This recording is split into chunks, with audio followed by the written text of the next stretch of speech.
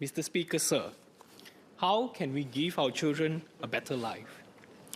I stand here for the first time because of people of Sembawang and the generations who came before me, including my own parents, who worked hard so I could have the chance to carry the hopes and dreams of many Singaporeans, especially parents and grandparents who are quietly wondering, how will my children cope with the challenges and complexities of tomorrow?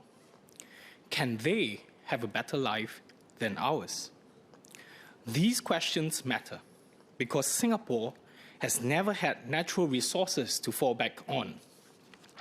What we have always had is people, our workers, our families, our children. Our people are our only natural resource, and what we have achieved in the last 60 years is nothing short of remarkable. Today, 100% of our youth are literate, and our students consistently top global rankings in education. Our human capital index is among the highest in the world. And more importantly, our people are known not just for being smart, but for being honest, hardworking, and resilient. This progress did not come from luck. It came from sacrifice, from seniors and parents who gave up their dreams so their children could have one. This is the story of Singapore, where we know we need to invest in our people, where we know that human capital is our only competitive advantage, and where we know this is the only way towards a brighter future. But every generation faces its own mountain. Today, our children are growing up in a very different world, one filled with screens, stress, and shifts. In my conversations with parents on the ground, I've heard real concerns. My child is doing okay in school, but is that enough? How do I raise them to be strong, kind, and happy? As a young father myself, I feel these worries too. That's why, as a youth volunteer, I had focused my community work on supporting the young, from launching healthy plate programs with a local social service agency, to guiding a group of youth leaders to launching an anti-vape campaign. Because every child matters, and we all have a part to play. Even as we worry, we must remember, our young people are also full of hope. They dream not just of stable jobs, but also of meaningful lives. They talk about artificial intelligence, sustainability, creativity, not just because this term sounds cool, but because they truly want to make a difference and do something meaningful with their lives. I saw this passion come alive when I met a group of young entrepreneurs. Elena and Jay, both business students, are two of the co-founders of Forza Chocolate. Matthew, a lawyer by training, and Trevor, an accountant, are the owner and manager of All Would Envy. These youths were not confined by their degrees, but set out to pursue their passion and build something of their own. When their businesses do well, they will go on to inspire their children and future generations, proving that in Singapore, if we believe, we can achieve. That's the Singapore dream, not just to make a living, but to create a life of purpose. So I echo the President's emphasis in his opening address that we must foster an outgoing and experimental spirit among our enterprises and people. He further implored us to work together and make Singapore a society where every citizen shares in the nation's prosperity and every Singaporean has the confidence that tomorrow will bring brighter opportunities and a better life. I'm heartened that the government has continued to honor its commitment to nurture our future generations with initiatives such as free childhood vaccines, affordable preschools with childcare subsidies, Grow Well SG to help parents raise healthy children, clear screen time guidelines to protect our young minds, national mental health and well-being strategy to improve our mental health ecosystem, the GREET traineeship program to ensure our tertiary students and fresh graduates gain real-world industry experience. These are not just policies. They are building blocks of trust between the state and our people. But policy alone is not enough.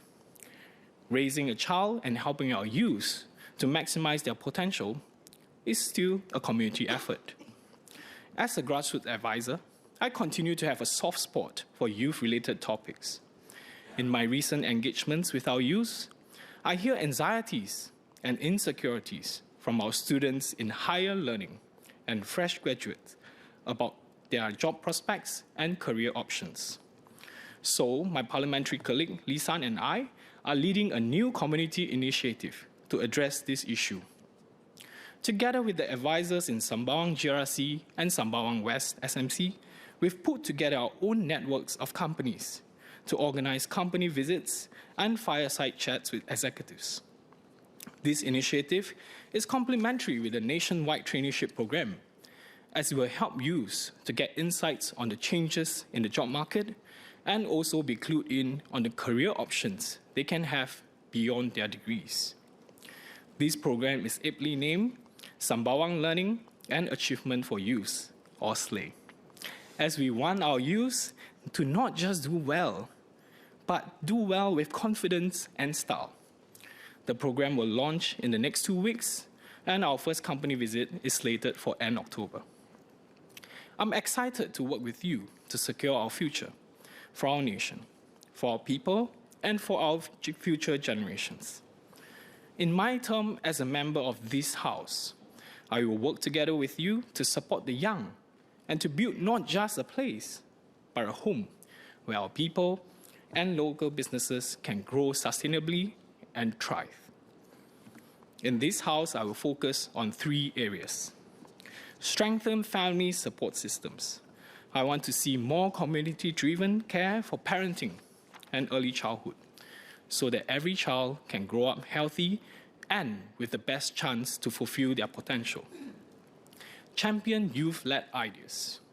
Young people should not just be asked for feedback.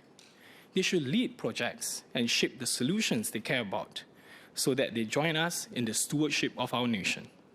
Support our local businesses. Small local business owners need room to grow. I'll push for simpler regulations, better digital tools, and fairer access to opportunities, so that our companies will go on to inspire future generations of business owners and entrepreneurs. These are real areas where we can do better, and I intend to raise them here. As we celebrate SG60, let's remember, it wasn't just deliberate planning or a stroke of good luck that brought us here. It was the strength of our people. And like in a garden, if we want strong trees in the future, we must care for the young shoots today. That means giving our young the right mix of guidance, trust, and room to grow. This generation has both the responsibility and the opportunity to build for the next. Let's build a Singapore where every child can find their way, every parent feels less alone, and every senior sees that their sacrifices were worth it. So that one day, when our children stand here, they can say, we didn't just inherit Singapore, we built it together. Mr. Speaker, sir, in Mandarin, please.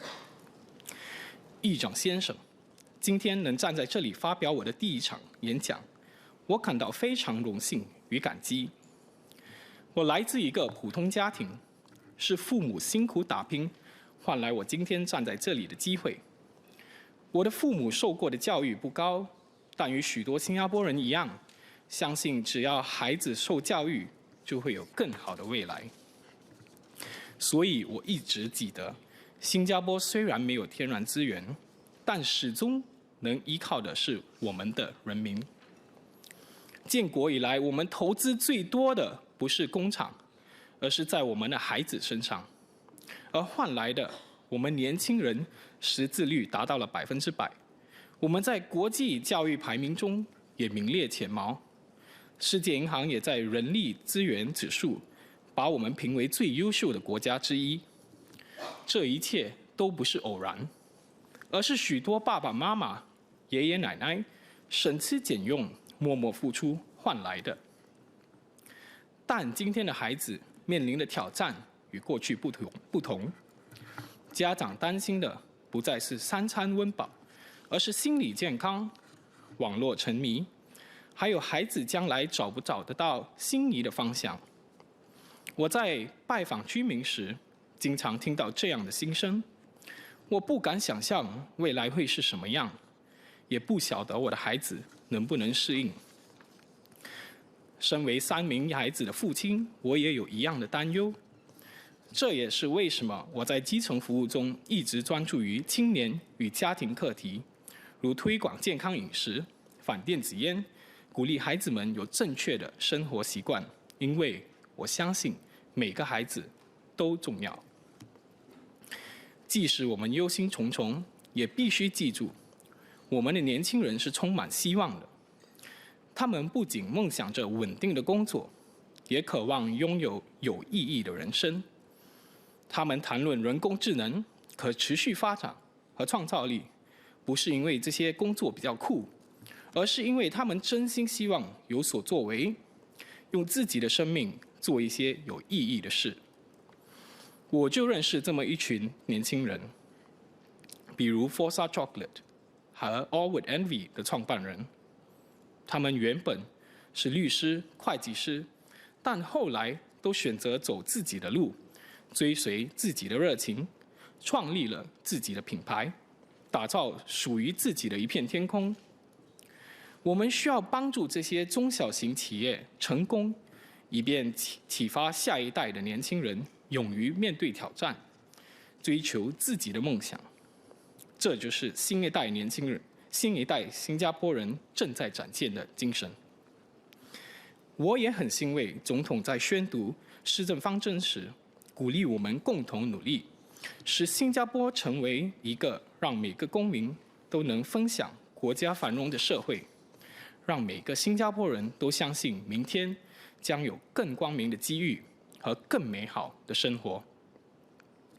我也很欣慰看到政府对于下一代的栽培和支持，包括免费的婴儿疫苗、可负担的托儿所与幼儿园费用、茁长 SG 计划帮助家长建立健康习惯、屏幕使用指南保护孩子身心，还有更多推动心理健康与家庭支持的政策、毕业生见习计划。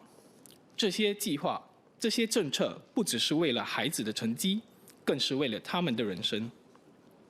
但仅有政策是不够的，社区也能一起参与，并提供实际行动，养育孩子，并帮助我们年轻人发挥潜能。身为一名基层顾问，我继续的关注幼儿与青年课题。近期在与青年交流中，听到了应届毕业生对就业前景和职业选择的焦虑。因此，我和傅立山在领导一项新的社区活动，来帮忙解决这个问题。我们在三巴旺集选区和三巴旺单选区一起整合了各自的人脉，组织企业参观，并与高管进行炉边谈话。这项计划与全国性的见习计划相辅相成，因为它将帮助青年了解就业市场的变化，并帮助他们了解学位之外的职业选项。议长先生，今年我们庆祝 SG60，60年来，我们靠着人民一步一步走到今天。我们要让每一位孩子都能成长为一个有希望、有能力、有信心的新加坡人，让每一位家长都安心，让每一位祖父母都感到骄傲。如同花园般，如果我们想要未来长出茁壮的树木，就必须从今天开始呵护幼苗。这意味着给予年轻人正确的指导、信任和成长空间。这一代人既有责任，也有机会为下一代建设未来。而当我们的下一代站在这里时，他们也能自豪地说：我们不仅仅继承了新加坡，我们共同建造了它。谨祝新加坡60岁生日快乐！愿我们一起携手走向未来。Majulah Singapura。